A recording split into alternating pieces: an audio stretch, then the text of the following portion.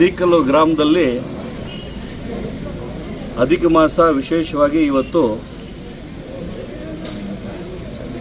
ಚಂಡಿಕಾ ಹೋಮ ಹಾಗೂ ಸತ್ಯನಾರಾಯಣ ಪೂಜೆಯನ್ನು ನಮ್ಮ ಸ್ವಗೃಹದಲ್ಲಿ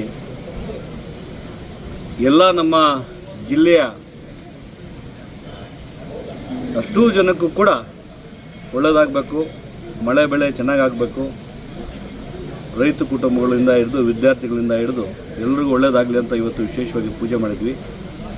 ಈ ಒಂದು ಪೂಜೆಗೆ ಎಲ್ಲ ನಮ್ಮ ಇಡೀ ಜಿಲ್ಲೆಯಲ್ಲಿರ್ತಕ್ಕಂಥ ಸ್ನೇಹಿತರು, ನಮ್ಮ ಮುಖಂಡರು, ವಿಶೇಷವಾಗಿ ನಮ್ಮ ಜಿ ಟಿ ದೇವೇಗೌಡರು ಹೇಳ್ದಂಗೆ BJPಯಿಂದ ಮತ್ತು JDS NDA ಒಕ್ಕೂಟ ಎಲ್ಲರೂ ಸೇರಿ ಇವತ್ತು ಬಂದು ಇವತ್ತು ದೇವರಲ್ಲಿ ಪ್ರಾರ್ಥನೆ ಮಾಡಿ ಒಳ್ಳೆ ಹೋಮ ಮಾಡಿ ಆಶೀರ್ವಾದ ಪಡ್ಕೊಂಡಿದ್ದಾರೆ. ಇವತ್ತು ಈಗ ನೋಡ್ತಾ ಇದ್ರೆ ಮಳೆ ವಾತಾವರಣ ಈಗಾಗಲೇ ಇದೆ. ಒಳ್ಳೆ ಮಳೆ ಆಗಬೇಕು, ಒಳ್ಳೆ ಮಳೆ ಬೆಳೆ ಆಗಬೇಕು, ರೈತರೆಲ್ಲ ತುಂಬ ಚೆನ್ನಾಗಿ ಸದೃಢವಾಗಿರ್ಬೇಕಂತಕ್ಕಂಥ ಏನು ಆಶೀರ್ವಾದ ದೇವರಲ್ಲಿ ತಗೊಂಡಿದೆ. ಹಾಗಾಗಿ ಇವತ್ತು ವಿಶೇಷವಾಗಿ ನಮ್ಮ ಬೀಗರು ಜಿ ಟಿ ದೇವೇಗೌಡರು, ಕೇಶವ ಪ್ರಸಾದ್ ಅಣ್ಣ, ಕೇಶವ ರೆಡ್ಡಿ ಅಣ್ಣ, ಆಮೇಲೆ ನಮ್ಮ ಮುಕ್ತಾ ಮುನಿಯಪ್ಪರು JDS ಜಿಲ್ಲಾ ಅಧ್ಯಕ್ಷರು, ಹಾಗಾಗಿ ಸಾಕಷ್ಟು ನಮ್ಮ ಮುಖಂಡರು ಹರಿನಾಥ್ ರೆಡ್ಡಿ ಅವರು ಬಂದಿದ್ದಾರೆ. ಸಾಕಷ್ಟು ನಮ್ಮ ಡಾಕ್ಟರ್ ಬಂದಿದ್ದಾರೆ ಶಿಡ್ಲಘಟ್ಟದಿಂದ. ಸಾಕಷ್ಟು ಮುಖಂಡರು ಇವತ್ತು ಬಂದು ದೇವರ ಆಶೀರ್ವಾದ ತಗೊಂಡು ಈ ಒಂದು ಕಾರ್ಯಕ್ರಮದಲ್ಲಿ ಪಾಲ್ಗೊಂಡಿದ್ದಾರೆ. ಹಾಗೂ ನಮ್ಮ ಮಾಧ್ಯಮ ಮಿತ್ರರು ಚಿಕ್ಕಬಳ್ಳಾಪುರ ಜಿಲ್ಲೆಯಿಂದ, ಚಿಂತಾಮಣಿಯಿಂದ, ಶಿಡ್ಲಘಟ್ಟದಿಂದ ಕೂಡ ಮಾಧ್ಯಮ ಮಿತ್ರರು ಕೂಡ ಇವತ್ತು ಪೂಜೆಗೆ ಬಂದಿದ್ದಾರೆ. ತಮಗೂ ಎಲ್ಲರಿಗೂ ಒಳ್ಳೆಯದಾಗಲಿ ಅಂತ ಈ ಸಂದರ್ಭದಲ್ಲಿ ಕೋರ್ಕೊತೀವಿ. ಮುಂದಿನ ದಿನಗಳಲ್ಲಿ MLA ಆಗಲಿ ಅಂತ ಆಶೀರ್ವಾದ ಮಾಡಿ. ರಾಮಚಂದ್ರೇಗೌಡರು ಭಾಳ ವಿಶೇಷವಾಗಿ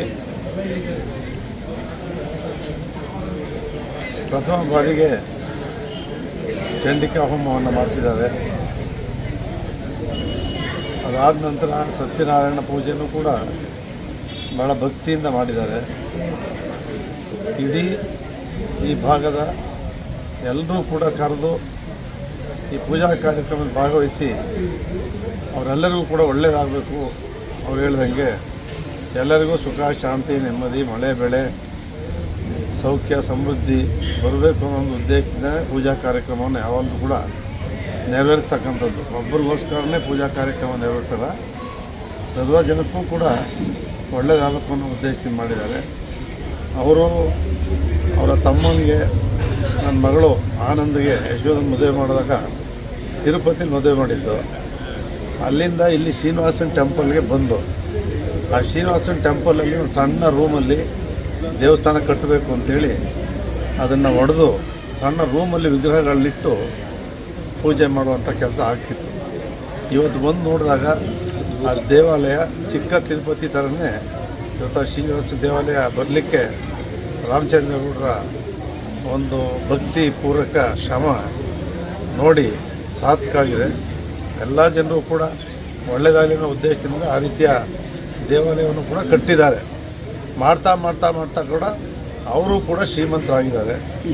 ಅವರು ಕೂಡ ಬೆಂಗಳೂರಿನಲ್ಲಿ ಹಾಸ್ಪಿಟ್ಲು, ಒಂದು 100 ಮೆಡಿಕಲ್ ಸ್ಟೋರ್ಸು, ಇಲ್ಲಿ ಬಂದರೆ 100 ಎಕರೆ ಆಗಿದ್ದಾಗ ನಮ್ಮ ಹೌಸಿಂಗ್ ಬೋರ್ಡ್ ಚೇರ್ಮನ್ ಆಗಿದ್ದಾಗ ಅದೆಲ್ಲ ಉತ್ತರ ಕರ್ನಾಟಕದ ಒಂದು 50 ಎಕರೆ ಮೈಸೂರು ಮಾತ್ರ ಮಾಡಿದರು.